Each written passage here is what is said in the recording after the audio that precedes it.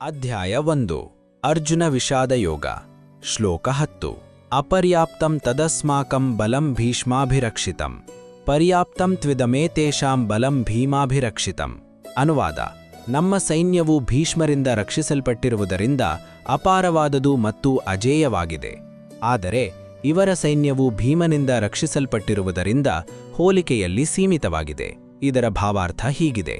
ಭಗವದ್ಗೀತೆಯ ಮೊದಲ ಅಧ್ಯಾಯದಲ್ಲಿ ದುರ್ಯೋಧನನು ಯುದ್ಧಭೂಮಿಯಲ್ಲಿ ಎರಡೂ ಸೈನ್ಯಗಳನ್ನು ನೋಡಿದಾಗ ತನ್ನ ಗುರು ದ್ರೋಣಾಚಾರ್ಯರ ಬಳಿ ಹೋಗಿ ಮಾತನಾಡುತ್ತಾನೆ. ಈ ಶ್ಲೋಕದಲ್ಲಿ ಅವನು ತನ್ನ ಸೈನ್ಯದ ಬಲವನ್ನು ಹೊಗಳುತ್ತಾ ಪಾಂಡವರ ಸೈನ್ಯವನ್ನು ಕಡಿಮೆ ಅಂದಾಜು ಮಾಡುವ ಪ್ರಯತ್ನ ಮಾಡುತ್ತಾನೆ.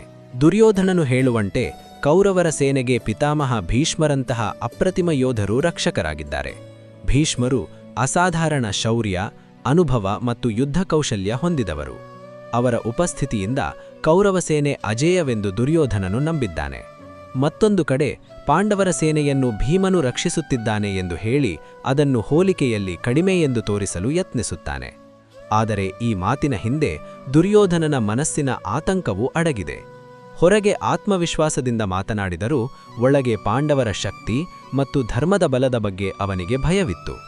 ಅದಕ್ಕಾಗಿಯೇ ತನ್ನ ಯೋಧರಿಗೆ ಧೈರ್ಯ ತುಂಬಲು ಮತ್ತು ದ್ರೋಣಾಚಾರ್ಯರ ಮನೋಬಲವನ್ನು ಹೆಚ್ಚಿಸಲು ಈ ರೀತಿಯ ಮಾತುಗಳನ್ನು ಆಡುತ್ತಾನೆ.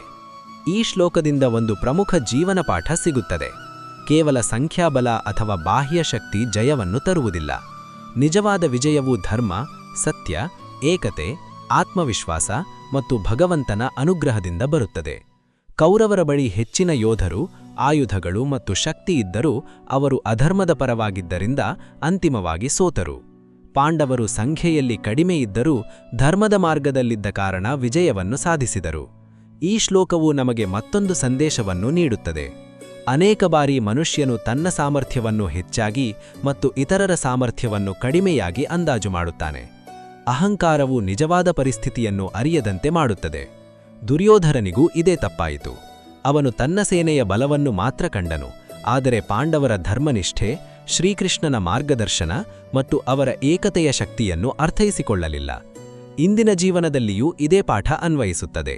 ನಮ್ಮ ಬಳಿ ಸಂಪತ್ತು, ಅಧಿಕಾರ ಅಥವಾ ಜನಬಲ ಇದ್ದರೂ ವಿನಯ, ಸತ್ಯ ಮತ್ತು ನ್ಯಾಯ ಇಲ್ಲದಿದ್ದರೆ ಯಶಸ್ಸು ಶಾಶ್ವತವಾಗುವುದಿಲ್ಲ. ಮತ್ತೊಂದು ಕಡೆ ಸಂಪನ್ಮೂಲಗಳು ಕಡಿಮೆ ಇದ್ದರೂ ಪ್ರಾಮಾಣಿಕತೆ, ಪರಿಶ್ರಮ ಮತ್ತು ಧರ್ಮದ ಮಾರ್ಗದಲ್ಲಿ ನಡೆಯುವವರು ಅಂತಿಮವಾಗಿ ಯಶಸ್ಸನ್ನು ಸಾಧಿಸುತ್ತಾರೆ. ಆದ್ದರಿಂದ ಈ ಶ್ಲೋಕವು ಕೇವಲ ಯುದ್ಧಭೂಮಿಯ ವರ್ಣನೆಯಲ್ಲ, ಅದು ಮಾನವ ಮನಸ್ಸಿನ ಅಹಂಕಾರ, ಭಯ ಮತ್ತು ಆತ್ಮವಿಶ್ವಾಸದ ನಡುವಿನ ಸಂಘರ್ಷವನ್ನು ತೋರಿಸುತ್ತದೆ.